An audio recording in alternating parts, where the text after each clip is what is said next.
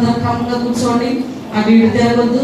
మనం 100 మంది ఉన్నప్పుడు ఎంత క్రమశిక్షణ కావాలో 10 మంది ఉన్నప్పుడు కూడా, 10 మంది ఉన్నప్పుడు లేని క్రమశిక్షణ 100 మంది ఉన్నప్పుడు వస్తుందంటారా?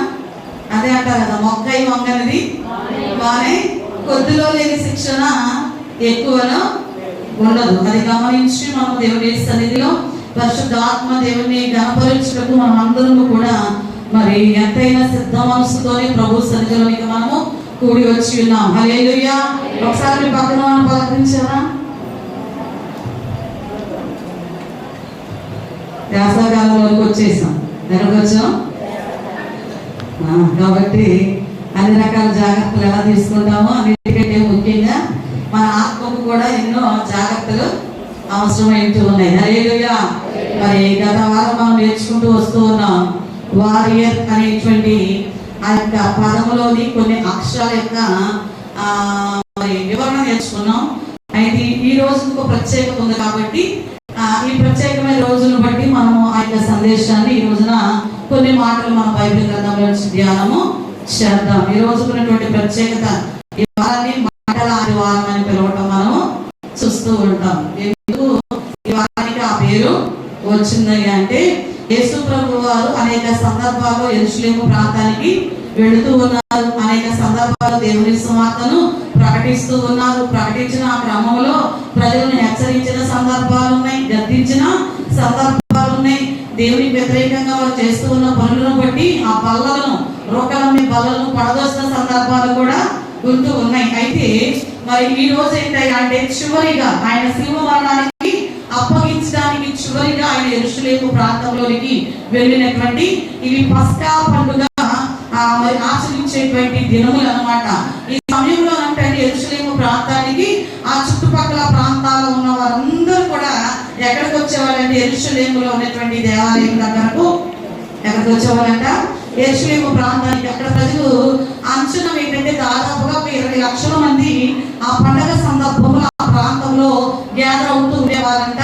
ఆ క్రమంలో ఇసుకేసినా కూడా ఇసుక కింద రాలేదు కాదంట. అంత కిక్కిసి ప్రజలు దేవుని ఆ నామాన్ని ఆ పండుగ దినాన గణపరచడానికి ఆయా స్థలాల నుంచి వస్తూ ఉండేవారు. చివరిగా ప్రభువు మరి శిలువ మరణానికి అప్పగించబడడానికి ముందుగా యెరూషలేము ప్రాంతానికి వెళ్ళినటువంటి రోజుని మరి మట్టల ఆదివారంగా మనము సెలబ్రేట్ చేసుకుంటూ ఉంటాం. అయితే మన జీవితాల్లో ఈ రోజున ఎందుకు ప్రభు వారు ఆడు మరి ఈ యెరూషలేము ప్రాంతానికి వెళ్ళటానికి ముందుగా కొన్ని పనులు అక్కడ నాకు కనబడుతూ ఉంటాయి.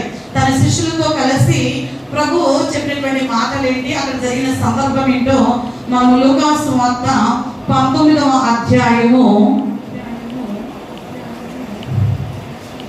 29వ వచనం నుండి 38వ వచనం లేదా 40వ వచనం వరకు మనము పరిశీలనగా చదివినట్లయితే, ఆయన ఒలీవల కొండ దగ్గరనున్న బెత్ఫగే బేతనియా అను గ్రామముల సమీపమునకు వచ్చినప్పుడు తన శిష్యులనిద్దరిని పిలిచి, మీరు ఎదుటనున్న గ్రామమునకు వెళ్ళుడి. అందులో మీరు ప్రవేశింపగానే కట్టబడి ఉన్న ఒక గాడిద పిల్ల మీకు కనబడును. దాని మీద మనుష్యుడును ఎన్నడూ కూర్చుండలేదు. దానిని విప్పి తోలుకొని రండి. ఎవరైనాను మీరెందుకు దీన్ని విప్పుచున్నారని మిమ్మల్ని అడిగిన ఇది ప్రభువునకు కావలసి ఉన్నదని అతనితో చెప్పుడని చెప్పి వారిని పంపాను. పంపబడిన వారు వెళ్ళి ఆయన తమతో చెప్పినట్టే కనుగొని ఆ గాడిద పిల్లను విప్పుచుండగా దాని యజమానులు, మీరు గాడిద పిల్లను ఎందుకు విప్పుచున్నారని వారిని అడిగిరి. అందుకు వారు, ఇది ప్రభువునకు కావలసి ఉన్నదని. తరువాత వారు యేసునొద్దకు దానిని తోలుకొని వచ్చి ఆ గాడిద పిల్ల మీద తమ బట్టలు వేసి యేసును దాని మీద ఎక్కించి ఆయన వెళ్ళుచుండగా తమ బట్టలు దారి పొడవునా పరచిరి. ఒలీవల కొండ నుండి దిగుచోటికి ఆయన సమీపించుచున్నప్పుడు శిష్యుల సమూహం అంతయు సంతోషించుచు, ప్రభువు పేరిట వచ్చు రాజు స్తుతింపబడునుగాక, పరలోకమందు సమాధానమును సర్వోన్నతమైన స్థలములలో మహిమయు ఉండునుగాక అని తాము చూచిన అద్భుతములన్నిటిని గూర్చి మహాశబ్దముతో దేవుని స్తోత్రము చేయసాగిరి. ఆ సమూహములో పరిసయ్యులు, బోధకుడా నీ శిష్యులను గద్దింపుమని ఆయనతో చెప్పగా, ఆయన వారిని చూచి, మీరు ఊరకుండి ఎడల ఈ రాళ్ళు కేకలు వేయునని మీతో చెప్పుచున్నానెను. ఆయన పట్టణములకు సమీపించినప్పుడు దానిని చూచి దాని విషయమై ఏడ్చి,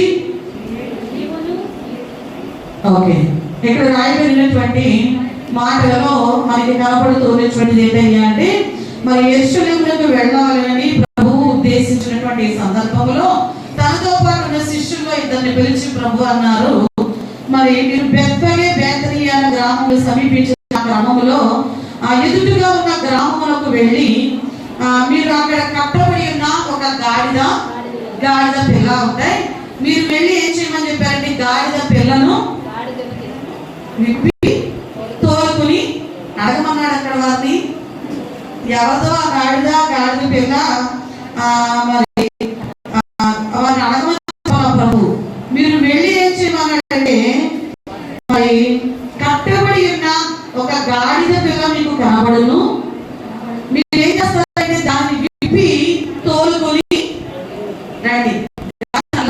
ఎవరు తోలుకురమ్మన్నాడు? అక్కడ పర్మిషన్ తీసుకోమని చెప్పాల ప్రభు ఆజ్ఞాపించిన తర్వాత ఎవరు పర్మిషన్ తో పని లేదు.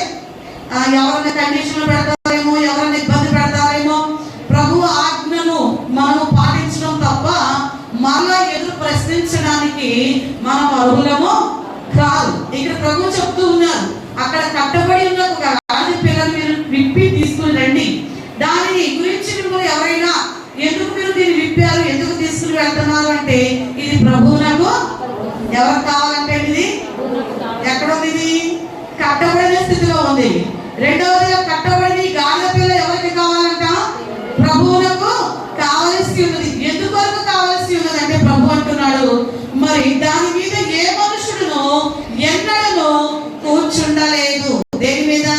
అక్కడ కట్టబడి ఉన్న గాడిద పిల్ల మీద ఏనాడు ఎవరు ఎప్పుడు ఏ మనుషులు కూడా కూర్చుని ఉండలేదు. ఇక్కడ కట్టబడి ఉన్న గాడిద పిల్ల ఉంది.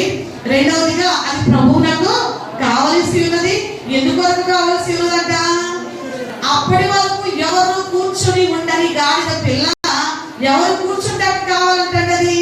ప్రభువునకు కూర్చుండటానికి కావలసి ఉంది. కాబట్టి మరి మీరు వెళ్ళి ఆ పని చేయమన్నప్పుడు మరి తన శిష్యులు వారిద్దరు కూడా అదేంటయ్యా ఆడకుండా తీస్తే వాళ్ళు ఊరుకుంటారా? నువ్వే చెప్తున్నావు కదా, పొరుగువాది అది కూడా ఆశించద్దు అన్నప్పుడు ప్రభు ఇంకా మరి అన్న మాటలు వారి దగ్గర ఎక్కడ కూడా ప్రస్తావన రా. ప్రభు ఏదైతే చెప్పారో వెళ్ళి ఆ గాడిదను పిల్లలు విప్పి తీసుకుని వస్తూ ఉంటే వాళ్ళు అడిగినప్పుడు వాళ్ళు చెప్తున్న మాట ఒకటే, ఇది ప్రభువునకు ఎవరు కావాల్సిందని చెప్పారండి. ఆ తర్వాత దాన్ని ప్రభువునకు తోలుకొని వచ్చారు. తోలుకొని వచ్చిన తర్వాత ఆ గాడిద పిల్ల మీద అంటే అందరూ కూడా మంచి మంచి వస్త్రాలు, మీరు గంగిరెద్దుల సీజన్ లో చూడండి, సంక్రాంతి లేదా దసరా ఆ సమయంలో గంగిరెద్దులు తోలుకు వస్తారు ఇంటింటికి కూడా, అవునా? ఇంటికి వచ్చినప్పుడు వాళ్ళు ఏం చేస్తారు? దాన్ని చక్కగా అలంకరించుకుని, అలా అని రోజు దాన్ని అలంకరిస్తున్నారు అంటే దాన్ని ఎవరొక రోజు ఆ సందర్భంలో ఏం చేస్తారు? తోలుకుని వచ్చేవాడు చక్కగా అలంకరించి తీసుకొస్తాడు. మళ్ళీ ఇంటికి వచ్చినప్పుడు వీళ్ళు కూడా ఏం చేస్తారు? మంచి మంచిగా బట్టలు ఇచ్చి ధాన్యం పెట్టి కొంత ధనాన్ని కూడా వాళ్ళు ఇవ్వడాన్ని మనము చూస్తున్నాం కదా. అలాగే ఇక్కడ ఈ గాడిదకు ఏం జరిగిందని అంటే, ఎప్పుడైతే కట్టబడి ఉన్న స్థితి నుంచి దీనికి విడుదల వచ్చిందో ప్రభువులకు కావలసి ఉన్నదని అక్కడ ప్రస్తావించబడుతూ ఉంది. దాని మీద ప్రభు అంటూ మరి ఆయన కూర్చోబెట్టడానికి ఇష్టపడి ఉన్నాడు. ఈ క్రమంలో విప్పబడిన గాడిద మీద ప్రజలందరూ కూడా మంచి వస్త్రాలను వేశారంట. దేని మీదండి? గాడిద మీద. ఈ స్థితి నుంచి మరి దీని మీద ప్రభు కూర్చున్నారు. గాడిద నడవడానికి కూడా కింద దారి కూడా చక్కగా ఖర్జూర మట్టలు దాని మీద వస్త్రాలు పరిచి వెళుతూ ఉన్నారు. ప్రజలందరూ కూడా ఏం చేస్తూ ఉన్నారంటే, హోసన్నా జయము, ఎవరికి జయమని పలుకుతున్నారు? రాజుల రాజైనా మరి ప్రభువులకు ప్రభు అయినటువంటి ప్రభు స్తుతింపబడుగా. కానీ అందరూ కూడా ఏం చేస్తూ ఉన్నారంటే నోరు మూసుకుని కూర్చోవాలి. దేవుని సన్నిధిలో మరి ప్రభువుని ఆరాధించవలసిన పద్ధతిలో ప్రతి ఒక్కరు కూడా స్వరమెత్తి ఏక స్వరముతో స్తుతించే వారముగా ఉండాలి. స్తుతింపబడుతూ ప్రభుని గణపరుస్తూ జయ జయ గొంతులతో మరి ఏం చేశారంటే ఆ గాడిదకు అందరూ కూడా ఆహ్వానాన్ని పలుకుతూ ఎదురు చూస్తా ఉన్నారంటే ఎప్పుడు వస్తుందా? ఎవరండి? మంచి వస్త్రాలు పరిచారు, అది నడవడానికి కింద పరిచారు. దేనికోసం ఎదురు చూస్తున్నారు? అందరూ ఈ గాడిద మాకు ఇదొకటి ఎప్పుడు వెళ్తుందా, మా ఇంటి ఎదురుగా ఎప్పుడు వెళ్తుందా? మామూలుగా ఉన్న గాడిదను ఎవరైనా ఎప్పుడు మా ఇంటికి వస్తుందా, ఎప్పుడు మా ఇంటి ముందుగా వెళ్తుందా అని చూస్తారా కదండి. దాని పేరు పెట్టి పిల్లలు తిట్టేవాళ్ళు ఎంతమంది లేరు? గాడిదలాగా ఎదిగేవరా, ఎవరికి ఉపయోగం ఎవరా అన్న గాడిదను ఈరోజు ఎప్పుడు గాడిద వస్తుందా అని అందరూ కూడా ఎదురు చూస్తూ ఉన్నారంట. హల్లెలూయా. అయితే మరి పరిశుద్ధాత్మ దేవుని యొక్క సన్నిధిలో అసలు ప్రభువు మంచి రథాల మీద, గుర్రాల మీద మంచిగా అరేంజ్ చేసుకుని వెళ్ళొచ్చు. వెళ్ళేటువంటి అవకాశం ప్రభువుకి లేదా అంటే వెళ్ళలేడంటారు. ప్రభు గుర్రాల మీద, రౌతుల మీద, రథాల మీద వెళ్ళగలిగేటువంటి కెపాసిటీ ప్రభువుకి ఉంది. అయినా కూడా ప్రభువు ఎందుకు మరి గాడిదను వాహనముగా చేసుకుని చివరిగా యెరూషలేమునకు వెళ్ళారు? కారణము ఏంటి? మనం ఎప్పుడు వింటానే ఉంటాం. అయినా కూడా మరి ఈ రోజును పురస్కరించుకుని ఒక 3-4 మాటలు మనం నేర్చుకుందాం. జకరియా గ్రంథము 9వ అధ్యాయము 9వ వచనం. సియోను నివాసులారా బహుగా సంతోషించుడి, యెరూషలేము నివాసులారా ఉల్లాసముగా ఉండుడి. నీ రాజు నీతిపరుడును రక్షణ గలవాడునై వాడును దీనుడునై గాడిద పిల్లను ఎక్కి నీ యొద్దకు వచ్చుచున్నాడు. హల్లెలూయా. ఈ మాటలు జకరియా ప్రవచించారు. ప్రవచనాల నెరవేర్పు కొరకై ప్రభు అంట గాడిదను వాహనముగా చేసుకుని యెరూషలేము ప్రాంతానికి నెరవేర్పు కొరకై, ప్రవచనాల నెరవేర్పు కొరకై. అలాంటి కాలంలో మరి ఆ ప్రవక్తలు రాజుల యొద్దకు లేదా ప్రాంతాలకు వస్తూ ఉన్నప్పుడు అంటే వారు వేసుకుని వచ్చే వాహనాన్ని బట్టి వారు ఎలాంటి వార్తలు తీసుకుని వస్తున్నారో ప్రజలు గ్రహించేవారు లేదా గుర్తించేవారంట. గుర్రం మీద వస్తుంటే యుద్ధ సమాచారాన్ని తీసుకుని వస్తూ ఉన్నారని, గాడిద మీద వస్తే శాంతియుతమైన వార్తలు తీసుకుని వస్తూ ఉన్నారని గుర్తు. ఇక్కడ ప్రభు ఎందుకు గాడిదను వాహనముగా చేసుకుని యెరూషలేము ప్రాంతానికి వస్తూ ఉన్నారు అంటే ఆయన మరి ప్రవచనాల నెరవేర్పు కొరకై. మరి మనం చూస్తాం పాత నిబంధనలో ప్రవచనాలన్నీ కూడా కొత్త నిబంధనలో నెరవేర్పుగా మనం చూస్తూ ఉన్నట్లు. కానీ ప్రభు గాడిదను వాహనముగా చేసుకోవడానికి కారణం ఏంటయ్యా అంటే ప్రవచనాల నెరవేర్పు. రెండవదిగా ఎందుకు ఆయన గాడిదను వాహనముగా మరి ఎన్నుకున్నారు? ఎన్నుకున్న క్రమంలో ప్రజలు ఎందుకు దారి పొడుగున బట్టలను పరిచారయ్యా అంటే ఆనాటి కాలంలో అంటే రాజుగా ఒక వ్యక్తిని నియమించిన తరువాత ఆ రాజు కంట వారందరూ కూడా ఏం చేసేవాళ్ళంటే దారి పొడుగున బట్టలు పరిచి దాని మీద ఆ రాజుని నడిపించేవాళ్ళంట. అంటే రెండవదిగా ఆయన రాజుగా గుర్తింపదగినవాడు కాబట్టి ఆయన ఆ గాడిద మీద వస్తూ ఉంటే ప్రజలందరూ కూడా ఆ వస్త్రాలను పరీక్ష ఉన్నారంట. మూడవదిగా ఎందుకు ప్రభు గాడిదను వాహనంగా ఎన్నుకున్నాడయ్యా అంటే మరి చెప్పుకున్నాం కదా, వస్తూ ఉన్నటువంటి ఆ వాహనమును బట్టి ఆ వార్త అనేది తెలియపరచబడుతుందనే సంగతి. అంటే ప్రభు అక్కడ శాంతిని నెలకొల్పడానికి యెరూషలేము ప్రాంతానికి వస్తూ ఉన్నాడన్న గుర్తుగా. అంటే మరి ఆయన దయ, శాంతి, కరుణ, కృపను ఇవ్వడానికి ఆయన యెరూషలేము ప్రాంతానికి వచ్చాడు. అంత క్రితము ఎన్నో సందర్భాల్లో ఆ ప్రాంతానికి వచ్చినప్పుడు ఆయన తన వాక్యం ద్వారా ప్రజలను గద్దించాడు, సరి చేశాడు, వాళ్ళకి తీర్పు చెప్పాడు. కానీ ఈసారి ఆయన తీర్పు చెప్పడానికో ప్రజలను సరి చేయడానికో లేదా వారికి వాక్కు రూపంలో వివిధ రకాల జ్ఞానము తెలియపరచడానికో రాలేదు. కానీ ప్రజలందరికీ శాంతి, నెమ్మది, కరుణ, దయ, కృపను ఇవ్వడానికి ఆయన మరి ఆ యొక్క వాహనముగా గాడిదను ఎన్నుకుని ఆ ప్రాంతానికి వచ్చి ఉన్నాడంటే. హల్లెలూయా, హల్లెలూయా. అలా అని ప్రభువు మరి 3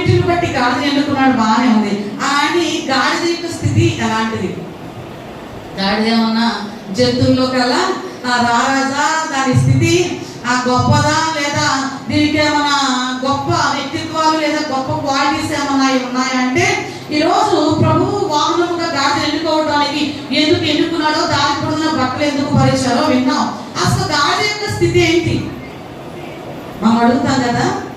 ఒక సంబంధానికో లేదా ఒక ఉద్యోగానికో వెళ్ళినప్పుడు, సంబంధానికి వెళ్ళినప్పుడు అంటారు, అసలు వాళ్ళ స్థితి ఏంటండి, వాళ్ళ బ్యాక్గ్రౌండ్ ఏంటి, వాళ్ళ పేరెంట్స్ ఏం చేస్తారు, అసలు అబ్బాయి ఏం చేస్తాడు, వాడికి సరైన శాలరీ ఉందా, ఆ ఉద్యోగం ఉందా, ఇవన్నీ చూసి ఆ స్థితిని చూసే ఏం చేస్తారు. అలాగే అమ్మాయిని తెచ్చుకోవాలన్నా కూడా ఏం చదివింది, ఏ క్వాలిటీస్ ఉన్నాయి, వాళ్ళ స్థితి ఏంటి అని అడిగిన తర్వాతే. ఒక ఉద్యోగానికి వెళ్ళినప్పుడు కూడా మరి అడుగుతూ ఉంటాం, నీ క్వాలిఫికేషన్ ఏంటి, నువ్వు ఈ జాబ్ వచ్చావు కదా, నీ క్వాలిఫికేషన్ ఇంకా నీ ఎక్స్పీరియన్స్ ఏమైనా ఉందా లేదా. అంటే మన స్థితి తెలియకుండా ఎవరు కూడా ఏది మనకు, మన స్థితి మంచిగా ఉంటేనే ఎవరైనా మనకు ఉద్యోగమైనా, లేదా మన ఇంటికి కోడలుగా వచ్చి రావాలన్నా, లేదా అల్లుడు రావాలన్నా, మనకంటూ ఒక స్థితి అనేది ప్రజల విషయంలోనే. ఒకటి మన ఇంటికి రావాలన్నా మనకు ఒక స్థితి ఉండాలి, ఒకటి మన ఇంటి నుండి బయటికి వెళ్ళాలన్నా ఒక స్థాయి అనేది మనము కలిగి ఉంటేనే తప్ప అవి మనం పొందుకోలేము. అయితే ఈ రోజున మరి గాడిదకు ఉన్న స్థితి ఏంటి? ప్రభు గాడిని ఎన్నుకోవడానికి 3 భాగాలు ఉన్నాయి, కానీ అసలు దాని స్థితి ఏంటి, ఏ స్థితిలో ఉంది, దానికి ఏమన్నా డిగ్రీలు ఉన్నాయా పక్కన, లేకపోతే అది ఎక్కడికి వెళ్ళినా విజయమైనా, లేదా అది ఏది చేసినా కూడా అసలు దాన్ని చూడడానికి ఇష్టపడతారా ప్రజలు అంటే, అసలు ఈ రోజు గాడికున్న ఆ స్థితి ఏంటో 7 లక్షణాలు మనము బైబిల్ గ్రంథంలో నుంచి ధ్యానం చేద్దాం. లేవికాండము 11వ అధ్యాయము 6వ వచనము, పాత నిబంధన గ్రంథము పేజ్ నంబర్ 89.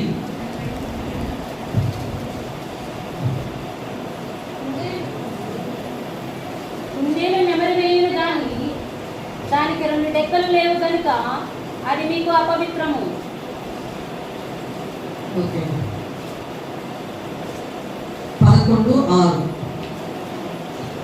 దానికి 2 డెక్కలు లేవు కనుక అది మీకు అపవిత్రము. ఈ గాడిద కూడా మరి గాడిదకు కూడా 2 డెక్కలు లేవు కాబట్టి ఇది కూడా అపవిత్రమైనది. అంటే ఈ గాడిద స్థితి ఏంటంటే మొట్టమొదటిగా అపవిత్రమైనది గాడిద. ఎలాంటట, ఎవరు అపవిత్రమైంది? గాడిద. ఎవరంట? ఇంటికి గాడిద ఎవరు? అపవిత్రమైంది గాడిద. ఇంటికి గాడిద ఎవరు? కోపం వచ్చినప్పుడు వాడతాం, కానీ ఆ గాడిదలను మనమే కోపం వచ్చినప్పుడు గాడిదలాగా ఎదిగాం, గాడిదలాగా తిరుగుతున్నాం అని తిడతాం, కానీ కోపంలో అన్నా అనే మాట నిజమైన మాట. ఆ గాడిద ఎవరంట? మనమే. ఇక్కడ ఈ గాడిద అపవిత్రమైనది, మనం చెప్పుకుంటున్న గాడిద అపవిత్రమైంది. మనం ఆ గాడిదమైనప్పుడు రోమపత్రిక 13వ అధ్యాయం 10వ వచనంలో నీతిమంతుడు లేడు, ఒక్కడును లేడు, ఏ వేదము లేదు, అందరూ పాపము చేసి దేవుడు అనుగ్రహించు మహిమను పొందలేకపోతున్నారు. అంటే మనం కూడా ఎవరంట? అపవిత్రమైన. ఒప్పుకుంటారా? ఇప్పుడు గాడిద ఒప్పుకుంటారా? ఆ గాడిదకి 2 డెక్కలు లేవు కాబట్టి అది అపవిత్రమైంది. ఈ రోజున ఏ వేదము లేదు, నీతిమంతుడు లేడు, ఒక్కడను లేడు, కాబట్టి మనం కూడా అపవిత్రమైన వారమే. ఈ గాడిద తిరుగుబాటు చేస్తుందంట, మొండిదంట. ఎలాంటిదండి? మొండిదంట, తిరుగుబాటు చేస్తుందంట, అపవిత్రమైందంట. మరి గాడిద లాంటి మొండితనం గల వాళ్ళు లేరంటారా? కొంతమంది తల్లి అంటారు, మొండిదండి, చెప్పిన మాట వినదండి, ఏది కావాలంటే అదే చెయ్యాలి, అది చేసేదాకా వదలనంటారే. గాడిద స్వభావం అది. ఎవరి స్వభావం? నేను పట్టుకున్న కుందేలకి నాకు ఇది కావాలంటే సాయంకాలం కల్లా కావాలి, లేకపోతే తిండి కూడా తినరండి అంటారు. తిరుగుబాటు చేయడం, తిరుగుబాటుతనం. ఈనాడు క్రైస్తవ సమాజంలో ప్రతి ఒక్క వ్యక్తి దాదాపుగా 99% వరకు చాలా మంది తిరుగుబాటు స్వభావాన్ని కలిగిన వారుగా, క్రమ పద్ధతిలో నడవని చెప్తే తిరుగుబాటు, క్రమంగా కూర్చోమని చెప్తే తిరుగుబాటు, ఇలా ఉండకూడదని చెప్తే తిరుగుబాటు, ఇలా మాట్లాడకూడదంటే తిరుగుబాటు, మీరు ఈ లక్షణాలు కలిగి జీవించాలి అంటే తిరుగుబాటు. తిరుగుబాటు కలిగినటువంటి ఈ గాడిద యొక్క స్వభావం నేడు ఆ ప్రజల ఎదుట తను తాను వ్యక్తపరుచుకునేటువంటి వ్యక్తిత్వం కలిగిన వారిని మనం అనేక మందిని ఈ తిరుగుబాటుతనం అనేది ఏం చేస్తో తెలుసా, మన జీవితాల్లో మనం పొందుకోవాల్సిన వాటిని పొందుకోకుండా, మన ఎద్దకు వస్తాయి కానీ మనం పొందుకోకుండా చేయదలుచుకున్న వారముగా ఉండిపోతా ఉన్నాం. ఈరోజు మన జీవితాల్లో తిరుగుబాటుతనంతో మన జీవితాలు మనము వెళ్ళబుచ్చుతూ ఉంటే ఆ స్వభావాన్ని మనం ఏం చేయాలంటే విడిచిపెట్టే వారముగా ఉండాలి. ఎలా మనము తిరుగుబాటు చేస్తున్నాం, ఎలా అపవిత్రంగా ఉన్నామంటే ఈ రోజున ఆ గాడిద అపవిత్రమైనది. ఈ రోజున ఏ వేదం లేదు, అందరూ పాపము, శరీరము ద్వారా పాపము, క్రియల ద్వారా పాపము. శరీరం ద్వారా అపవిత్రమైపోతున్నారు, క్రియల ద్వారా అపవిత్రమవుతున్నారు, హృదయ ఆలోచన ద్వారా అపవిత్రులుగా నేటి మానవుడు మిగిలిపోతూ ఉన్నాడు. గాడిద స్థితి ఏంటంటే గాడిద అపవిత్రమైనది. మానవుడు కూడా జన్మతః కర్మతః పాపులుగా ఉన్న మనం ఈ రోజున మనలను ఎవరు ఎన్నుకుంటున్నారంటండి? మనలో కొన్ని బ్యాడ్ క్వాలిటీస్ ఉంటే మన తల్లిదండ్రులు కూడా మనల్ని ఇష్టపడరు. మనలో వైఫల్యాలు ఉంటే మన పేరెంట్స్ కూడా మనం కొన్ని రోజులకి లెక్క చేయరు. కానీ ఇలాంటి అపవిత్రమైన జీవితాన్ని అంట ఎవరికి కావాలంట? ఎవరికండి? ప్రభువునకు నీవు కావలసి ఉన్నావు. ఎవరికి కావలసి ఉన్నావు? ప్రభువునకు నీవు నేను మనము కావలసి ఉన్నాం. ఈ రోజు మన స్థితి ఏంటంటే మన మీద పరిశుద్ధులు మన ప్రభు కోరుకోవట్లా. ఎవరని కోరుకోవట్లా? నాకేంటి, నేనేంటి, వీళ్ళు నన్ను ఏం చేస్తారు ఏమనుకుంటారంట? వీళ్ళు నన్ను ఏం చేయగలుగుతారు అనుకుంటాం. ఎదటి వ్యక్తి ఏం చేయలేకపోవచ్చు. నువ్వు తిరుగుబాటు చేస్తున్నావే, ఆ వ్యక్తిని నేనేమి చేయలేకపోవచ్చు. ఆ వ్యక్తి ఒకటి చేయగలదు. మోసే ఆహారాలు లేదా ఇశ్రాయేలు ప్రజలు మాటికి ఏం చేసేవాళ్ళు ఏంటండి? తిరుగుబాటు చేసేవాళ్ళు. ఏమనేవాళ్ళు? తిండి పెట్టినప్పుడు తినేవాళ్ళు, మరలా ఆకలినప్పుడు తిడతా, తిరుగుబాటు చేస్తా. చివరికి అనేవాళ్ళు అంటే ఒక్కొక్కసారి అయితే మీరేనా యాజకత్వాన్ని నిర్వర్తించేది? మేము కూడా తిరుగుబాటు చేశారు చేశారు చేశారు చేశారు. చివరికి ఎంతమంది కానంలోకి వెళ్ళారు? ఎవరండి? ఆ తరములో, ఐగుప్తు నుంచి బయటకు వచ్చిన తరములో యెహోషువ, కాలేబు తప్ప తిరుగుబాటుతనం అనేది మన జీవితాలు ఏం చేస్తుందో తెలుసా? మధ్యంతరంలోనే ఆకులు రాలిపోయినట్టుగా రాలిపోయారంట. చెట్టుకు నాకు ఎప్పుడు రాలిపోతుంది తెలుసా అండి? ఆ రాలిపోయే స్థితికి కారణం ఏంటంటే తిరుగుబాటుతనం, వ్యతిరేకమైన మాటలు, నీ మొండితనము, నీ అపవిత్రమైన క్రియలు, అపవిత్రమైన కార్యకలాపాలు ఉన్నాయి చూసావా? సగం లోకము సగము దేవుడు. ఇవన్నీ ఏం చేస్తా ఉంటాయంటే మన జీవితాలను చేరుకోవాల్సిన గమ్యాన్ని చేరుకోనియకుండా, కానీ అలా ఉంటా ఉన్న ఈ క్రమంలో ప్రభు అంటున్నాడు, ఈ నీవు ప్రభుకి కావలసి ఉన్నావు. ఎవరికంట?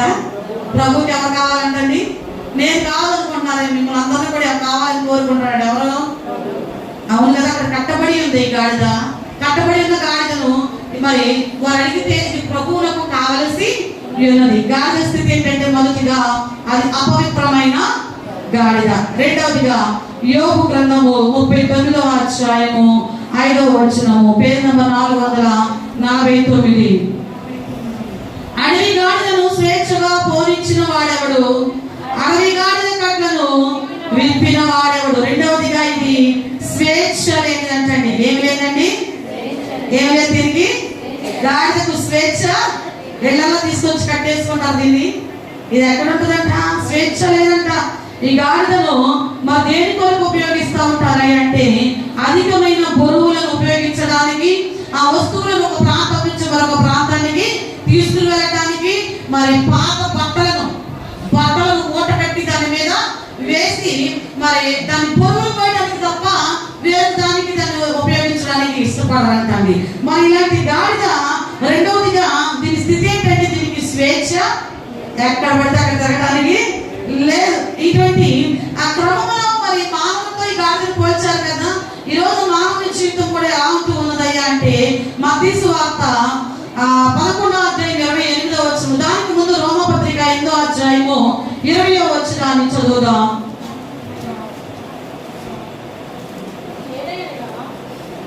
ఏలయనగా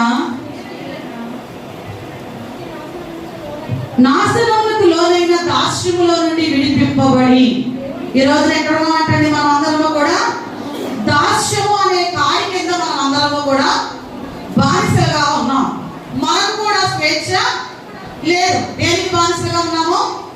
పాపం అనే దాస్యత్వంలో మనమందరము కూడా ఉన్నాం. కాబట్టి మనకు కూడా ఏం లేదంట, స్వేచ్ఛ లేదు. అయితే ప్రభు అంటున్నాడు, ప్రయాసపడి భారము మోసుకుని పోతున్న సమస్త జనులారా, మత్తయి సువార్త 11:28 నా యొద్దకు రండి, నేను మీకు ఏమిస్తానంటానండి, విశ్రాంతిని.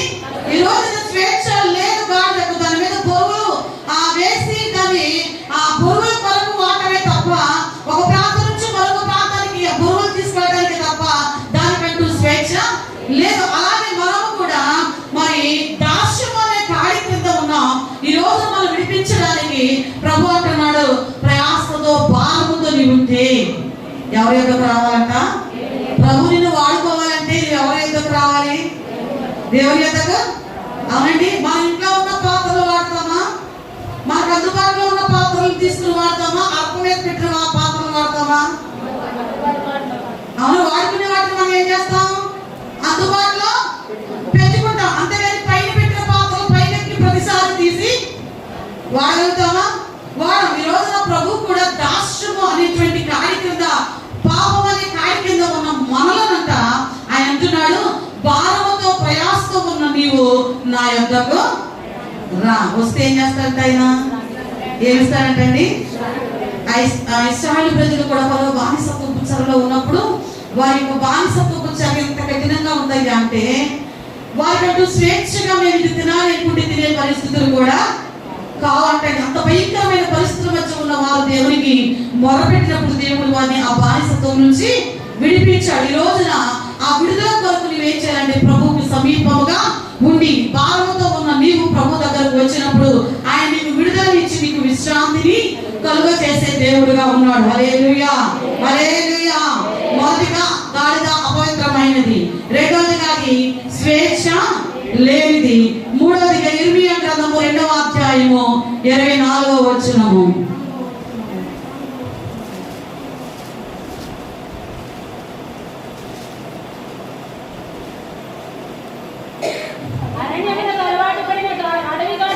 ఏ గాడిద అంటే ఇది? చెప్పండి అమ్మ అందరికి. చూడండి అమ్మ, దేనికి అలవాటు పడింది గాడిద? ఇర్మియా గ్రంథము 2:20. ఓకే. Page number 628. మీ గాడిద స్థితి ఏంటంటే, అరణ్యములకు అలవాటు పడిన అడవి గాడిదవు, అది దాని కామాతృత వలన గాలిని పీల్చును, కలిసిపోయినప్పుడు దాన్ని త్రిప్పగలవాడెవడు? దాని వెతుకు గాడిదలలో ఏది అలసి ఉండదు, దాని మాసములో అది కనబడును. హల్లెలూయా. ఈ గాడిద ఏంటంట? అరణ్యములకు. దీని ఇల్లు ఏంటంట? అరణ్యమే దీని యొక్క ఇల్లు. మరి దీంతో ఎట్లా పోల్చాడండి? దీంతో దేవుడు ఎలా పోల్చాడంటే, మరి ఈ గాడిద ఎలా అరణ్యానికి అలవాటు పడి అక్కడ రాయబడిన మాట ఘాటుగానే ఉంది. ఆ తర్వాత ఉన్న మాట ఘాటుగానే ఉన్నట్టుగా ఆదికాండంలో మానవుని యొక్క స్థితి కూడా ఎలా ఉందో రాయబడిందో చూద్దాం. ఆదికాండము 6:11. భూలోకము దేవుని సన్నిధిని చెడిపోయి ఉండెను, భూలోకము బలాత్కారముతో నిండి ఉండెను. గాడిద అక్కడ మరి ఉన్న పరిస్థితి, అది అరణ్యానికి అలవాటు పడి కామాతులతో ఉన్న దాన్ని గాలి పీల్చును, కలుసుకున్నప్పుడు దాన్ని త్రిప్పగలిగిన వాడు ఎలా లేడు? ప్రజలు కూడా ఎలా ఉన్నారంటే ఇక్కడండి 11వ వచనములో, భూలోకము బలాత్కారముతో నిండి ఉన్నది. దేంతో నిండి ఉందంట? పాపముతో, అపరాధముతో భూలోకము దేవుని సన్నిధిని చెడిపోయి ఉండెను. ఎవరైతే ఎక్కడ చెడిపోయి ఉండెను? దేవుని సన్నిధిని భూలోకము చెడిపోయింది. మనుషుల యొక్క శరీరము చెడిపోయింది, వారి క్రియలు చెడినవిగా ఉన్నాయి, వారి యొక్క వ్యక్తిత్వము చెడినదిగా, వారి హృదయము చెడిన స్థితిలో అపవిత్రతతో నిండి ఉన్నది. కాబట్టి ఈ గాడిద కూడా అరణ్యంలో హద్దు లేదు, అలుపు లేదు, దాన్ని అడ్డుకున్నవాడు ఎలా లేడో ఈ యొక్క గాడిద స్వభావంతో పోల్చబడింది. మానవుని జీవితము కూడా బలాత్కారముతోను, పాపముతోను, శాపముతోను, మరి వ్యభిచారముతోను, వివిధ రకాల వ్యక్తిత్వాలతో నింపబడి ఉన్న వీరి జీవితాలను మనం మొదటి యోహాను సువార్త 2వ యోహాను పత్రిక 2వ అధ్యాయము 15-16 వచనాలు మనం చదివినట్లయితే,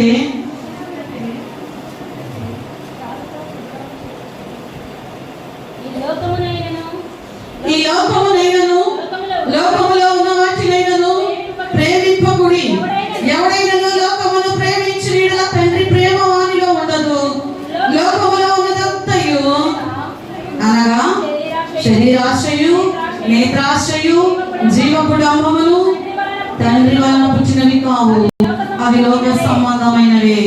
లోకములో దాని ఆశలు గతించిపోవచ్చున్నవి గాని దేవుని చిత్తమును జరిగించువాడు నిరంతరమును నిలుచును. హల్లెలూయా. అరణ్యములకు అలవాటు పడిన గాడిద, శరీరాశకు అలవాటు పడిన గాడిద, వారి జీవితాలు ఎలా ఉంటాయంటే వారిలో శరీరాశ, నేత్రాశ, జీవపు డంబము, ఇవి మూడు కలిగి ఉన్న వారు దేవుని వల్ల పుట్టిన వారుగా ఉండలేరు. ఎందుకంటే వీరిలో మరి లోక ఆశలు ఉన్నాయి కాబట్టి ఇవన్నీ లోక సంబంధమైనవి. వీరు దేవుని చిత్తాన్ని నెరవేర్చేవారుగా ఉండే అవకాశమే. ఇలాంటి లక్షణాలు కలిగిన వారు వారి శరీరంలో ఇచ్చుకు అప్పగించుకుని వారి జీవితాలను పతనావస్థలోనికి నెట్టివేసే వారే తప్ప వీరిలో దేవుని చిత్తము నెరవేర్చేవారుగా వీరు ఉండలేరు. ఉంటున్నామని భ్రమ పెట్టినా ఏదో ఒక రోజు ఆ పైన వేషం ఏమైపోతుందండి, విగ్గు పెట్టుకున్నారు అనుకోండి, విగ్గు పెట్టుకుందంట. ఒక ఆవిడ దేశంలోకి వచ్చిందంట. పరిశుద్ధాత్మ దేవుడు దర్శించగా ఆ యొక్క దర్శనం మేరకు ఆత్మలో నింపబడిన ఆవిడ విగ్గు కసేపుడు కూడి కింద ఏదో ఒక రోజు పైకి భక్తి కలిగి ఉన్న వారముగా నటిస్తూ నేను దేవుని బిడ్డను. ఏ బిడ్డట? ఇక్కడ పరిశుద్ధులు, ఇక్కడ ప్రత్యేకపరచబడిన వారు. అసలు మా నోట ఈ మాటలే రావన్నట్టుగా ఉంటూ బయటకు వెళ్ళాక నీ వేషాన్ని మార్చావనుకో, నలుగురుగా ఉన్నప్పుడేమో నతనీయులు లాంటి పరిశుద్ధులంట. గుంపులోకి జనంలోకి వెళ్ళగానే గొల్లియాల యొక్క ఆ లక్షణాలు కలిగి ఉంటున్నటువంటి బట్టి వారి జీవితాలు ఎక్కడా కూడా ఎలా ఉండవంటే దేవునికి చిత్తాన్ని నెరవేర్చే వారుగా వారి యొక్క ప్రవర్తన దేవుని సన్నిధి చెడిమిదిగా ఉన్నది. కాబట్టి ఈ గాడిద ఏంటంటే కూడా అరణ్యములకు అలవాటు పడిన దీనికి అంతసేపు స్వేచ్ఛ కావాలి. స్వేచ్ఛ ఇక ఎవరి మాట కూడా దీన్ని చెవిని పెట్టదు, విన్నట్టుగా ఉంటది కానీ పెద్దగా పట్టించకూడదు. ఎందుకని దీనికి ఏది కావాలి, దీన్ని చూపినంతసేపు ఆ అరణ్యం మీదే. అరణ్యంలో ఉన్న శరీరాశ, నేత్రాశ, జీవపు డంబం పెద్ద ఫ్లెక్సీలో కనపడితే అదే కావాలి తప్ప ప్రకటించబడుతున్న వాక్యం అవసరమో లేదు. ఆ ప్రకటించబడుతున్న వాక్యము ద్వారా ఏం సరి చేసుకోవాలో అవసరమో ఉండదు. ఈ అరణ్యానికి అలవాటు పడిన గాడిద చోట స్థిరంగా ఉండలేదు. ఎంతసేపు ఇది ఏం చేస్తా ఉంటది, తిరుగుతానే. ఏం చేస్తా ఉంటండి, తిరుగుతానే ఉంటది. తిరిగి తిరిగి తిరిగి తిరిగి ఒకరోజు ఒంట్లో ఓపిక అయిపోతుంది.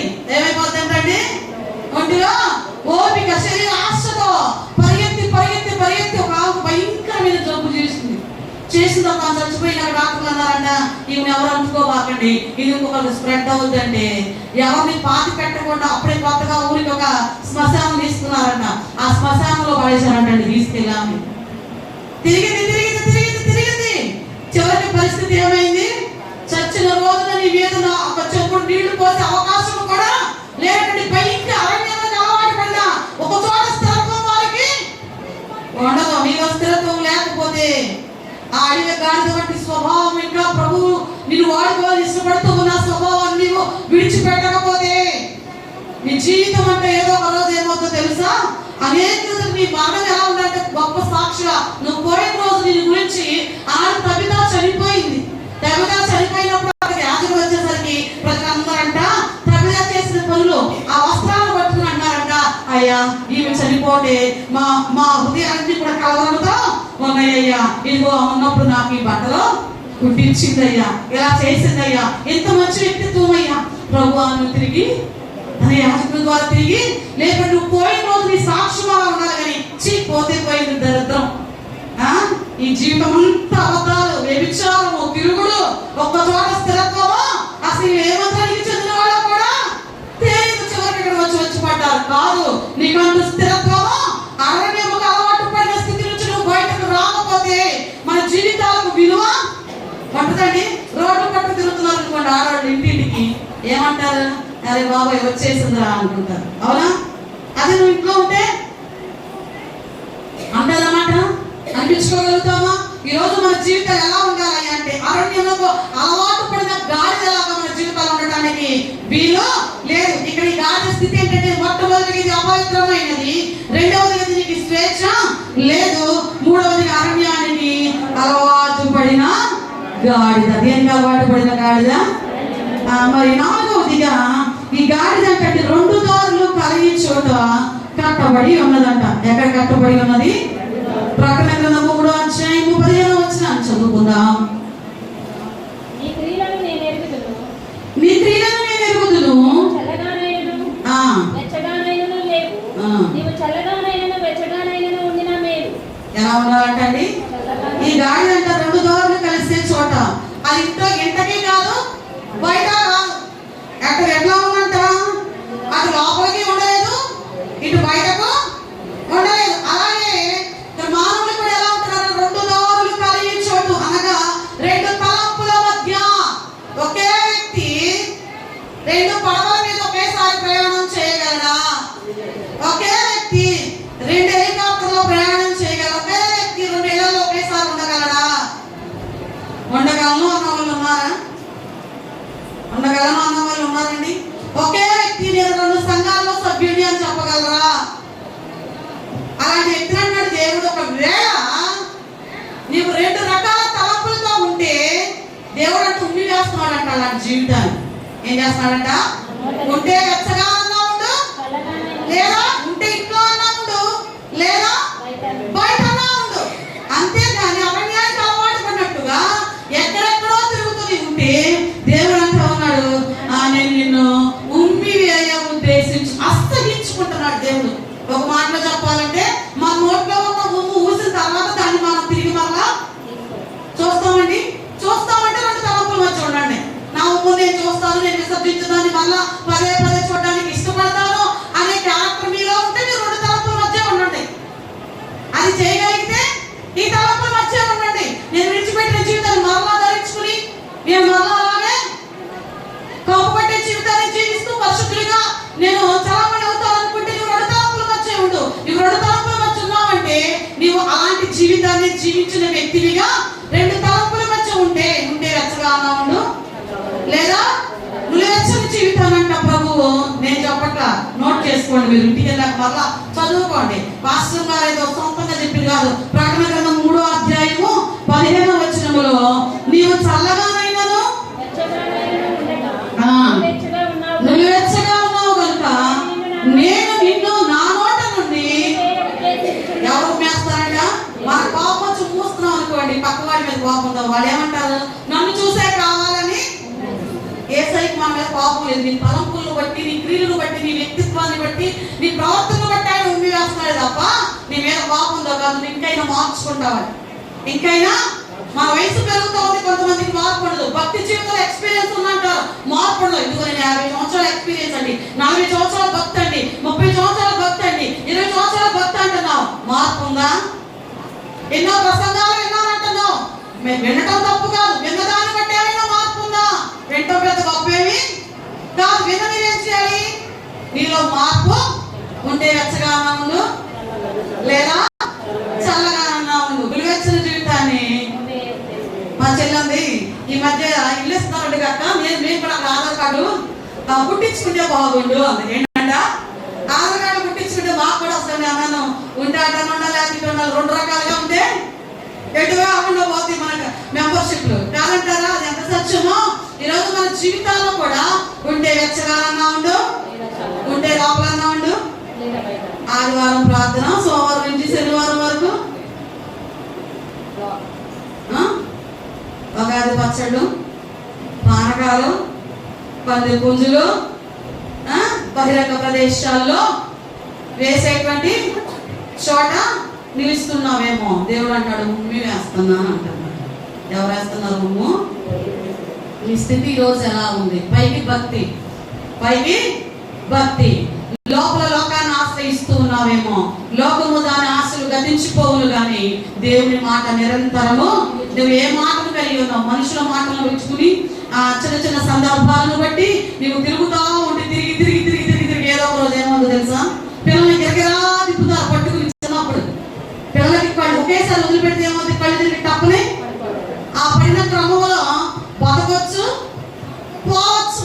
నువ్వు తిరిగి తిరిగి తిరిగి తిరిగి తిరిగి నీకు గురి గమ్యము లేకుండా నీవు ఒకవేళ రెండు దారులు కలిసే చోట ఈరోజు అటు లోకానికి కాకుండా ఇటు దేవునికి కాకుండా నీ వ్యక్తిత్వాలు ఒక వేళ ఉండినట్లయితే ప్రభువే నిన్ను ఉమ్మి వేస్తే మన స్థితి ఎంత దైవీయమైన పరిస్థితుల మధ్యలోనికి నెట్టివేయబడుతూ ఉన్నదో. హల్లెలూయా, హల్లెలూయా.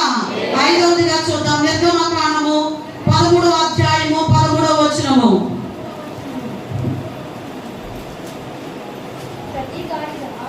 ప్రతి గాడిద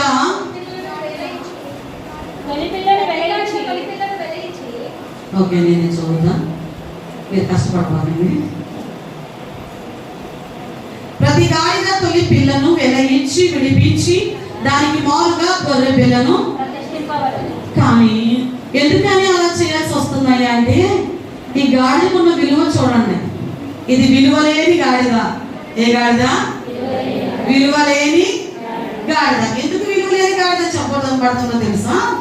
మనకి అధ్యాయం మొదట్లో కనపడుతున్న మాట ఏంటంటే, దేవుడిని యెహోవా మోషేకి లాగా సెలవించారంట, ఇశ్రాయేలులో మనుషుల యొక్కయు పశువుల యొక్క ప్రథమ సంతతిని ప్రతి తొలిచూలు పిల్లను నాకు ప్రతిష్ఠించుము, అది నాది.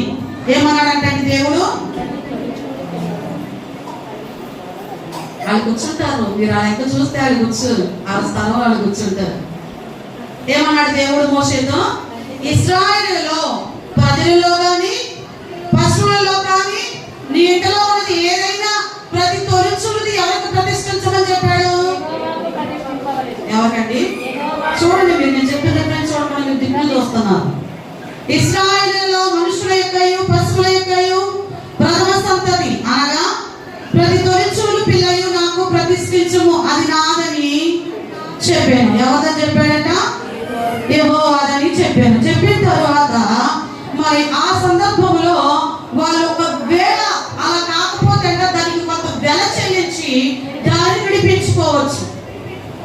అది బిడ్డలైనా పశువులైనా ఏదైనప్పటికీ. అయితే వాటన్నిటిలో కూడా తొలిచూలు దాన్ని తీసుకుని రావచ్చు, కానీ గాడి మాత్రం తొలిచూలు పిల్లలు ప్రభువుకి ఇవ్వడానికి వీలు లేదంట. దానికి విలువ ఉందా? అన్నిటికి ఉన్న విలువ గాడిదకు ఉందా? లేదు. అయితే ఆ గాడిదకు ప్రతిగా అంట వాళ్ళు ఏం చేయాలంటే, బదులుగా మరి బిడ్డలు ఇవ్వచ్చు, మిగతా పశువులన్నింటినీ ఇవ్వచ్చు, కానీ గాడిద పిల్లలు ఇవ్వడానికి వీలు. దానికి బదులు ఏం చేయాలంట? వాళ్ళ స్థాయిని బట్టి గొర్రెనో మేకనో లేకపోతే కనీసముగా పావురాన్ని ఇచ్చి విడిపించుకోవాలి. పావురాన్ని ఇచ్చే స్తోమత కూడా వారికి లేకపోతే దాన్ని ఏం చేయాలి? మెడవిరిచి దానికి ఎంత విలువ ఉందో చూసారా? మెడ విరగదీయాల్సింది. దేని మెడ అంటే 5వదిగా ఈ గాడిద ఎలాంటిదంటే విలువలేని గాడిద. ఏమేమి గాడిద? విలువలేని. అన్ని కూడా ప్రథమమైన తొలిచూలి ప్రభు సన్నిధిలో ప్రతిష్ఠించబడుతుంటే, ఈ గాడిద మాత్రము ఆ ప్రభువుకి ప్రతిష్ఠించబడడానికి వీలు. ఎవరు చెప్పారన్నమాట? దేవుడే చెప్పాడా? కొన్ని రూల్స్ చెప్తూ ఉంటే కొంతమందికి కష్టంగా ఉంటది. అది కష్టమైన ప్రభు ఆజ్ఞగానే నీవు పాటించాలి. ఆజ్ఞాతిక్రమమే పాపం. రూల్ ఏం చెప్తా? ఆదివారం అందరూ 10 గంటల క్రమానికి రావాలి, మీ పిల్లలు మీ దగ్గరే ఉండాలి, అల్లరి చేయకూడదు, మీరు అటు ఇటు తిరగకూడదు, మీ కోళ్ళు మోకూడదు అని అంటే ఇప్పటికే చాలా మంది రాతా ఉన్నారు. రాళ్ళ వారిని మళ్ళా తీసుకొచ్చి అతికిస్తే ఎక్కబడేవి కాదు. నీకు క్రమం లేకుండా, నీకు రూల్ లేకుండా, నీకు క్రమశిక్షణ భక్తి లేకుండా విలువ లేని జీవితాన్ని ప్రభువు ఇక్కడ గాడిదకు ప్రభు చెప్పారు, దీన్ని మాత్రం నాకు ప్రతిష్ఠించవద్దు అన్నారా లేదా? ప్రతి తొలిచూలు బిడ్డలు, ప్రతి తొలిచూలు పశువులోది నాకు ప్రతిష్ఠించాలి, కానీ గాడిద పిల్లను మాత్రము ప్రతిష్ఠించడానికి వీలు లేదు. అయితే ఈ క్రమంలో మరి ఇక్కడ విలువ లేని గాడిద మనకు కూడా విలువ ఉందంటారా? నాకు విలువ లేదంటారా? ఏంటి నాకు విలువ? నేను ఎవరు అనుకుంటున్నారు? నా రేంజ్ ఏంటి? నాకు నా పేరు పక్కన ఎన్ని డిగ్రీలు ఉన్నాయో తెలుసా? ఏంటంట ఫెయిల్ అయిన డిగ్రీలు మెయింటైన్ చేస్తారు కొంతమంది. పేరు పెట్టి మీరు గమనిస్తారు, బ్రాకెట్ లో ఉన్నాయంటే తెలుసా? అది ఫెయిల్యూర్స్ కానీ లేదా డిస్కంటిన్యూ వాళ్ళు కానీ బ్రాకెట్ లో ఉంటాయి ఆ డిగ్రీలు. గమనించండి, వెడ్డింగ్ కార్డులో వాళ్ళ పేరు కంటే డిగ్రీలే బాగా కనబడతా ఉన్నాయి. అన్నా నాకు విలువ లేదా? నేను ఎవరో తెలుసా? నేనేం చదువుకున్నానో తెలుసా? నా రేంజ్ ఏంటో, నాకు ఎంత పొలం ఉందో, నాకు ఎంత బంగారం ఉందో ఏంటంట? నీకు విలువ నీ చదువులు బట్టో, నీ ఉద్యోగాన్ని బట్టో, నీ జీతాన్ని బట్టో, నువ్వు ధరించే వస్త్రాలను బట్టో, నీకున్న బంగారాన్ని బట్టో, నీ జాబులు బట్టో రా. ఎవరు పెట్టొచ్చిందో చూద్దాం. 1 కొరింథీయులకు రాసిన పత్రిక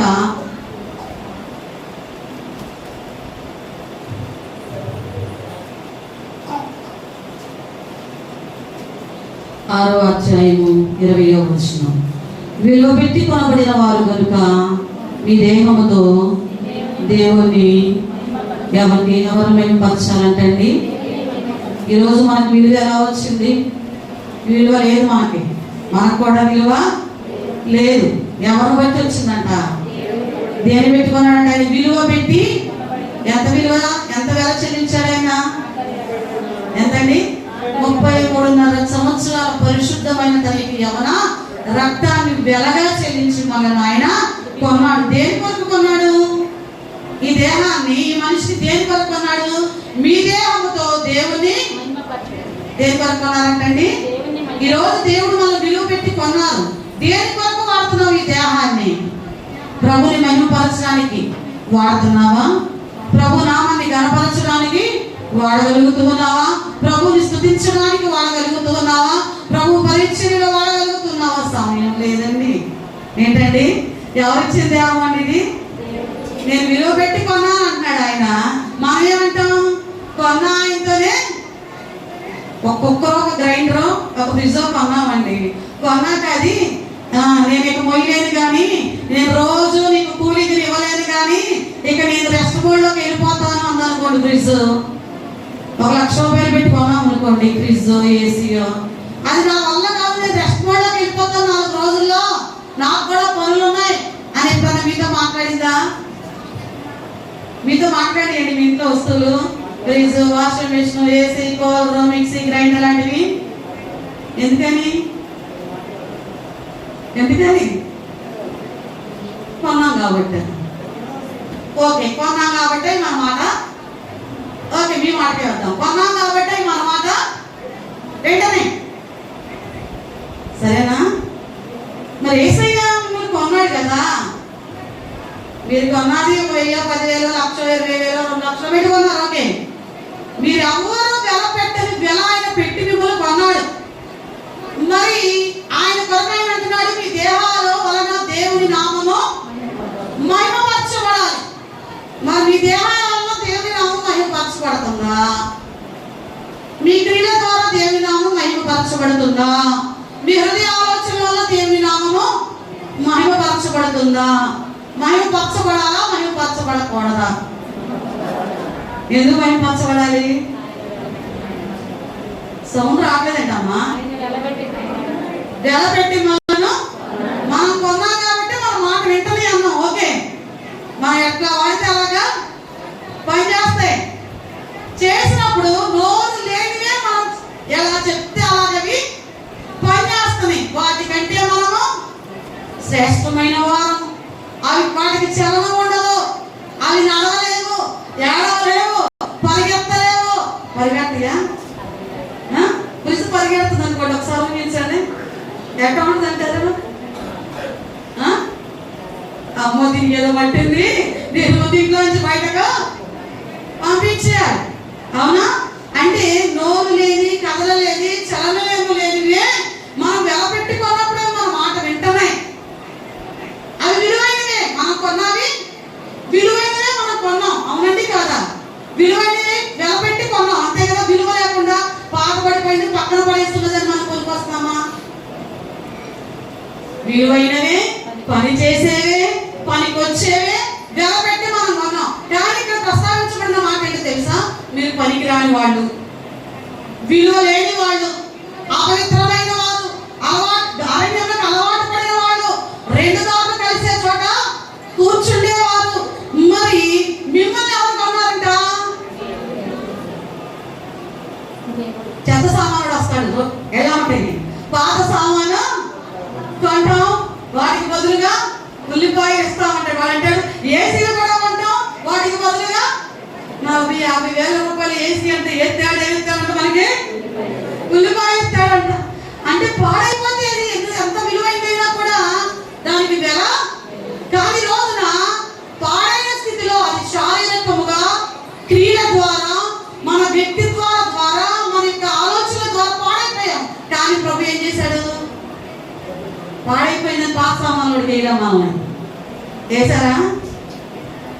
అపవాది చేతికి అప్పగించడానికి ఆయన ఇష్టపడ్డ వెల పెట్టి కొన్నాడంట. ఎంత వెల పెట్టి కొన్నాడు? 33 సంవత్సరాలు వెల పెట్టి ఆయన మనను కొన్నాడు. కొన్నప్పుడు ఆయన రక్తము చేత కడగబడిన వారమైన మనము మన దేహాల ద్వారా దేవుని నామాన్ని మనము మహిమపరిచే వారముగా ఉండాలి. హల్లెలూయా. ఎవరిని మహిమపరచబడే వారు ఉండాలంటండి? దేవుని నామమును. మరి మీరు మహిమపరుస్తున్నారో లేదో ఒకంత మిమ్మల్ని మీకే చాయిస్. ఆరోదిగా మార్కు సువార్త 11వ అధ్యాయము 2వ వచనం.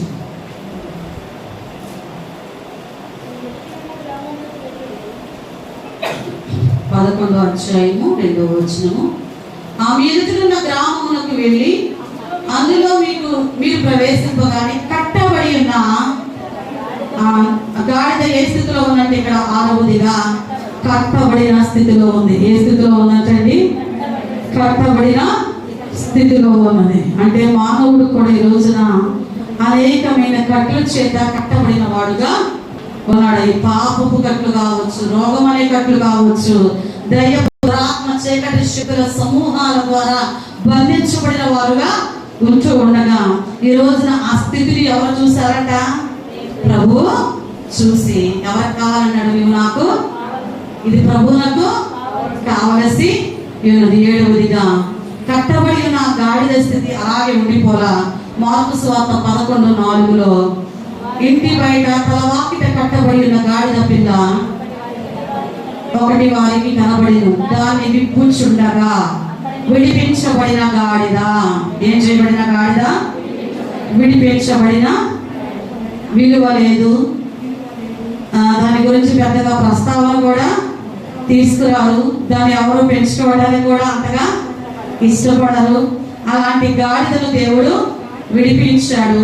ఈ రోజున ఎఫెసీయులకు రాసిన పత్రిక 1వ అధ్యాయం 7వ వచనంలో దేవుని కృప మహదైశ్వర్యమును బట్టి ఆ ప్రియుని యందు ఆ రక్తము వలన మనకు విమోచనము, అనగా మన అపరాధములకు క్షమాపణ మనకు కలిగి ఉన్నది. హల్లెలూయా. పాపములో కట్టబడిన మనను, విలువలేని మనను యేసయ్య తన రక్తము వలన విడిపించాడు. ఆయన రక్తము వలన మాత్రమే మనము విమోచింపబడ్డాము. గాడిద యొక్క స్థితి 7 లక్షణాలు మనము తెలుసుకున్నాం. మొదటిగా గాడిద అపవిత్రమైన గాడిద, 2వదిగా స్వేచ్ఛ లేని గాడిద, 3వదిగా అరణ్యానికి అలవాటు పడిన గాడిద, 4వదిగా 2 దారులు కలిగిన చోటు కట్టబడిన గాడిద, 5వదిగా విలువలేని గాడిద, 6వది కట్టబడిన స్థితిలో ఉన్న గాడిద, 7వదిగా విడిపించబడిన గాడిద. విడిపించబడిన తర్వాత గాడికి ఏమైనా ఉపయోగం ఉందంటారా? గాడికి ఏమైనా ఉపయోగం ఉందంటారా? మనం ఏమడుగుతాం ఇప్పుడు? ఎట్లా చెయ్యాలి అంటే అంటారు మాకు ఏం లాభం అంటాం. అవునా? అవునా కాదు చెప్పండి. లాభం లేకుండా మనం ఏమైనా చేస్తామా? ఏ పని మనం లాభం లేకుండా ఏం వాటే చెయ్యం. అయితే మరి ప్రభు గాడిదను వాహనం ఎంచుకోవడానికి కారణం తెలుసుకున్నాం. గాడి యొక్క స్థితి ఏంటో తెలుసుకున్నాం. మరి యేసును మోసిన గాడిద పొందుకున్న ఆశీర్వాదాలు ఏంటి? ప్రభువును మోసిన గాడిద పొందుకున్న ఒక గాడిద ఇంకొక గాడితో చెప్తుందంట. నేను ఆ యేసయ్యను మోసుకుని వెళ్ళేప్పుడు అందరూ కొత్త బట్టలు వేశారు. నాకు కొత్త బట్టల మీద నన్ను నడిపించారు, మట్టలు వేశారు. అసలు నేను వస్తుంటే విజిల్స్ వేశారు, కేకలు పెట్టారు. అసలు ఎంత వినసొంపుగా ఉన్నాయో. నేను ఎప్పుడు వస్తామని ఎదురు చూసిన వాళ్ళు కూడా ఉన్నారు. సరే, 2వ రోజు మళ్ళీ అలాగే వెళ్ళా. ఎవరు కూడా నన్ను పట్టించుకోలేదే చెప్తుందంట 2వ గాడితో ఆ గాడిద. అప్పుడు ఈ 2వ గాడిద చెప్తుందంట, ఇవాళ పట్టించుకోవడానికి కారణం ఉంది తెలుసా అనంట. కారణం ఏంటి అనంట, నేను నీ మీద యేసయ్య కూర్చున్నాడు, నువ్వు ఆయన మోసుకుని పోతున్నావు కాబట్టి నీకు ఆ నూతన వస్త్రాలు, ఆ జయ చూడటం. మరి ఆయన దిగిపోయారు కదా, ఈరోజు ఒంటరిగా వెళ్ళావు కదా, నీకు విలువ. ఆయన మోసుకుని పోతేనే నీకు విలువ. ఎవరిని నోట్లో కూతురు మోసుకుపోతా, ఫుల్లుగా గంజాయి తాగుతా, ఫుల్లుగా సిగరెట్, నీ దేహాన్ని వ్యభిచారానికి అప్పగించుకుంటూ వెళ్తా ఉంటే గౌరవం ఉంటుందా? వీటన్నిటిని పరిత్యజించి ఎవరైతే ప్రభు కొరకు తమ పరిశుద్ధతను కాపాడుకోగలుగుతూ ప్రభువు ఎవరైతే మోసుకుని పోతూ ఉంటారో వారికి ఉన్న విలువ మరొకరికి ఉండదండి. నువ్వు ఎంత ఇన్ని రకాలుగా నీ విలువ కొరకు నువ్వు ప్రయత్నించినా ఉపయోగం ఏమీ లేదు. ఈరోజు నువ్వు ప్రభువుని కలిగి ఉన్నప్పుడే ప్రభు అంటున్నాడు, నువ్వు నాకు కావాలి.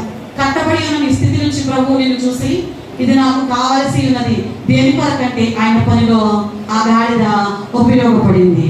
హల్లెలూయా. ఉపయోగపడిన గాడిదకు వచ్చినటువంటి ఆశీర్వాదం ఏంటంటే, మొదటిగా రిఫరెన్స్ నోట్ చేసుకొని నేను మామూలుగా మీకు ఓవరాల్ గా చెప్తాను. లోకాసువార్త 19:33 మొదటిగా ఈ గాడిద పరిస్థితి ఏంటంటే, దీనికి స్వేచ్ఛ లేదు. ఎప్పుడైతే మరి ప్రభువును మోయడానికి ఇది కూడా ఇష్టపడిందో దీనికి స్వాతంత్రము లభించింది. కట్లు తెంపబడ్డాయి. కట్టబడిన గాడి యొక్క కట్లు తెంపబడి దీనికి స్వాతంత్రము లభించింది. ఈ రోజున నువ్వు ప్రభువుని మోసుకుని పోతే నీ జీవితంలో పాపపు కట్లు ఏమవుతాయంటే, ఏమవుతాయి? పాపంతోనే ఉన్నామంటే కారణం ఏంటంటే నువ్వు సరిగ్గా ప్రభువుని నీ హృదయంలోనికి ఆహ్వానించాలా, నీ ప్రవర్తన మారలేదంటే, నీ మాట తీరు మారలేదంటే, నీ వ్యక్తిత్వం మారలేదంటే కారణం ఏంటయ్యా అంటే, నేను ప్రభు గారికి వాడబడుతున్నాను అంటున్నావు కానీ నువ్వు పరిపూర్ణంగా ప్రభువుని చేర్చుకోవాలా. ఈ రోజున ప్రభుని మోసిన గాడిద పొందుకున్న ఆశీర్వాదము దాని కట్లు తెంపబడ్డాయి, దానికి స్వాతంత్రం లభించింది. రెండవదిగా మార్కు సువార్త 11:7 మరి ఒకప్పుడు పాత బట్టలు మోసుకుని పోయే గాడిదకు దీని మీద ప్రజలందరూ కూడా ఏం చేస్తున్నారంటే కొత్త బట్టలను వేసారా లేదా? ఏసయ్యా ఎక్కడానికి ఎక్కే క్రమంలో దాని మీద కొత్త బట్టలు వేశారు. అది నడిచేటప్పుడు కూడా దారి పడుకున్నా కొత్త బట్టలు పరిచారు.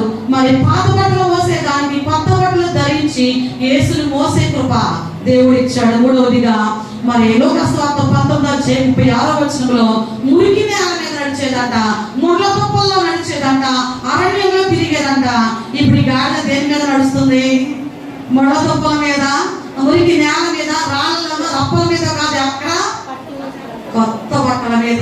విలువైన నీ జీవితాన్ని దేవుడు ఎలా నడిపిస్తాడంటే, ప్రభు కొరకు నువ్వు వాడబడుతూ ఉంటే విలువ లేని నీ జీవితాన్ని విలువైనదిగా ప్రభువు మార్చి నీకు ఒక విలువనిచ్చి విలువ పెట్టి కొనబడ్డావు కాబట్టి నీ ద్వారా దేవుని నామాన్ని మహిమపరచుకోవడానికి ఆయన ఇష్టపడుతూ ఉన్నాడు. హల్లెలూయా. నాలుగవదిగా మార్కు సువార్త 11:8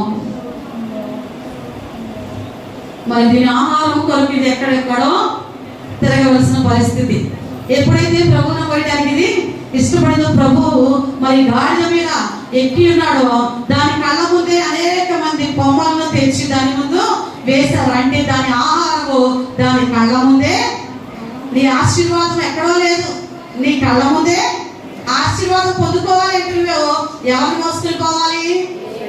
ఈ గాడిద ఆహారం ఎక్కడుందో వెతుక్కుంటూ వెళ్ళి తినాలి. కానీ ఎప్పుడైతే ప్రభువును మోస్తుందో దీని కళ్ళ ముందే ప్రజలందరూ కూడా అంజూరపు బట్టలు, ఆ కొమ్మలు ఈ కొమ్మలు వేస్తూ ఉంటే దాన్ని చక్కగా మేస్తూ దాని ఆహారం మీద సేవిస్తూ ప్రభుని మోసుకుని పోతూ ఉందట. ఐదవదిగా యోహాను సువార్త 12:13 ఒకప్పుడు దాన్ని ఎవరో పట్టించుకునేవారు కాదు. కానీ ఎప్పుడైతే ప్రభుని మోసుకుని వెళ్తూ ఉందో దాని రాక కోసం ఎదురు చూస్తున్నారంటండి.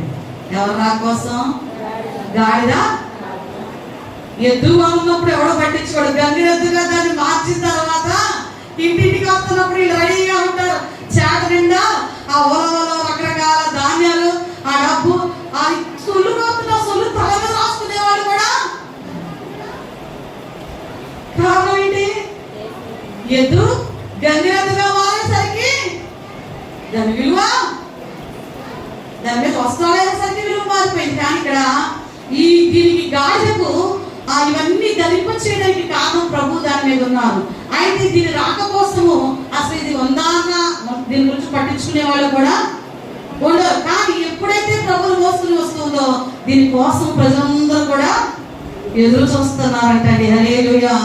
నీ రాక కోసం చూస్తున్నారా? వస్తే వచ్చావులే పోతే పోయావులే అనుకుంటున్నారు. నీ ఒకరోజు క్రమం మాట అనిపించాలి పక్కన వాడికి ఫలానా వ్యక్తి నీ లోటు కనబడాలి. పోతే పోయాడు అన్నట్టుగా ఉండడానికి మీరు పోతే పోయాడు అన్నాడు. కారణం ఏంటో తెలుసా? నీ నోట మాట మారాలా, నీ క్రియ మారాలా, నీ తలపులు, నీ శరీరాశలు పోలా, నేత్రాశలు పోలా, జీవపుడము పోనప్పుడు ప్రజలకు నీ మీద ఉన్న అభిప్రాయం ఏంటంటే వస్తే వచ్చాడు పోతే వీడి వల్ల ఉపయోగము ఏంటి? నువ్వు రాకపోతే పక్కన వాడికి మరలా నిన్ను చూసే వరకు అదే ఆసక్తి ఉండాలి అంటే నీవు దేనికి అలవాటు పడకూడదు. అరణ్యానికి రెండు దారులు కలిసే చోట అపవిత్రమైన వ్యక్తివిగా విలువలేని దానిగా ఉండటానికి వీలు లేదు. ఈరోజు నేను దేవుడు కావాలని కోరుకుంటున్నాడు. కారణం ఏంటయ్యా అంటే అపవిత్రమైన జీవితాన్ని పవిత్రపరచడానికి, మరి దాస్యము కాడి క్రింద ఉన్న నిన్ను విడిపించి నీకు స్వేచ్ఛనివ్వటానికి, అరణ్యానికి అలవాటు పడి ఒకవేళ చెడు స్థితిలో ఉన్నావేమో దేవుడు అంటా ఉన్నాడు, ఇందుకొరకు కాదు నేను నిన్ను సృష్టించింది. విలువలేని నీ జీవితానికి విలువ పెట్టి నేను నిన్ను కొన్నాను. నీవు నా సొత్తు. ఎవరి సొత్తు? నీ ఇష్టానికి నీ దేహాన్ని అప్పగించుకోవడానికి వీలు. నీ ఇష్టం వచ్చిన చోట నీవు రెండు దారులు కలిసే చోట సగం లోకం సగం దేవుడు అంటానికి వీలు లేదు.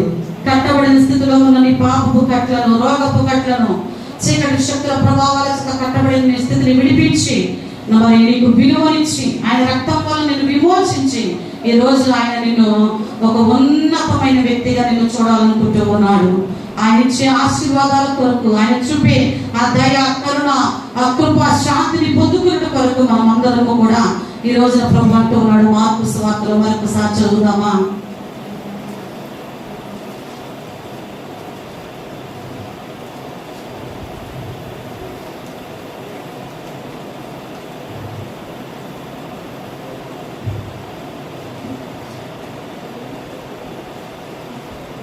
లూకా సువార్త 19వ అధ్యాయం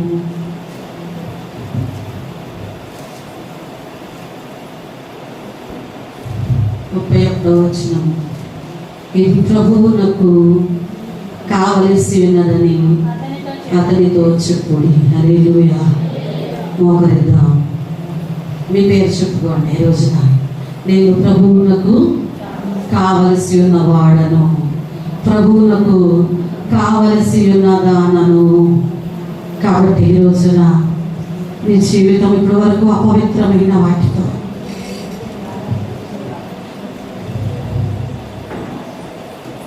భూలోక సంబంధమైన వాటితో,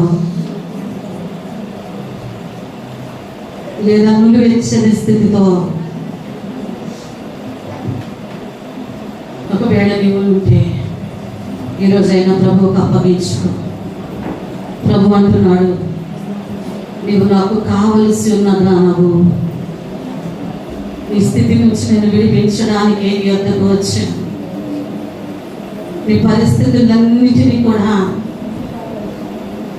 నేను సరి చేయగలిగిన వాడను. దాస్యం అనే కాడి నుండి విడిపించి నీకు స్వేచ్ఛనివ్వగలను.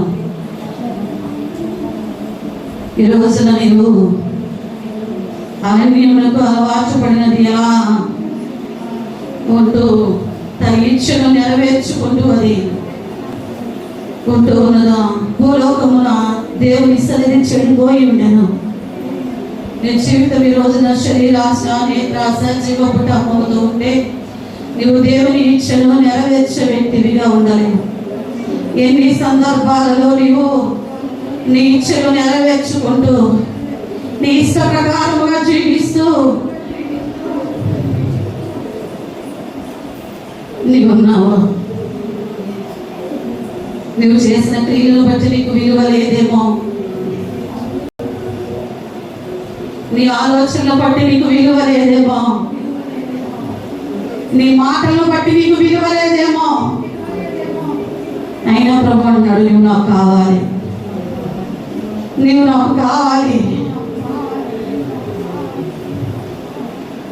అయితే ఈరోజు నీవు నన్ను చేర్చుకోగలవా? నన్ను మోయగలవా? మీరు పెట్టి కొన్నాను నేను, నీ ద్వారా నా నామం మహిమపరచబడాలని నేను ఇష్టపడుతూ ఉంటే కొన్నది నేనే.